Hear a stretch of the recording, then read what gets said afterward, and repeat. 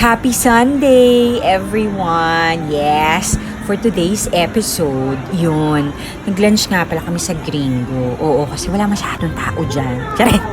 Ayun, for starter, fa talaga. Ayun, nachos. Masarap siya, to be fair. Oo, hindi rin siya kamahalan. Tapos ito, favorite ko kasi yan, yung ribs. So, ayun, sa akin yun. Tapos sa kanya, kay Balubar, yung chicken. Sa mga bagets, ay nako, ewan ko, fries lang. Kasi wala yan gustong kainin talaga. Hirap-hirap pa kainin ng mga bata. Pero si Ayola, actually, binala namin siya ng pepperoni pizza sa labas. Pumayag naman sila rito na magdala ng foods from outside. So yun, si Ayori yan, medyo mas madali yan pakainin. Oo, kinain niya rin yung chicken kanina.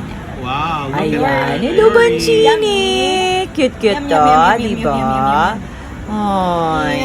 Ay, ayan ang aking prinsesa, puro fries. Nako. Ayan. Pero may konti lang naman, so okay lang yan. Ayun na nga, eto, teka, mukhang siya lang talaga nag-enjoy. Tsare! Ano, Balubar, masarap? Yes, kahit hindi niya ako sagutin, nakita ko na yung kasagutan. Diba? Ayun, so pagkatapos niyan, syempre na masyal-masyal muna kami, no? Naghanap kami ng mga magagastos. Charot! Joke lang. Eto, tong bagets na to, dumiretso na sa Muji. Favorite nila ni Ate Ayola yan. Diyan sa Muji, sa North, sa SM North. Yes, oo. Ay, may pa-exhibition siya. Kala mo, ano yan, ha? Tara, bilisan natin. Tara, gusto ko na magkape. Charot. Ayun.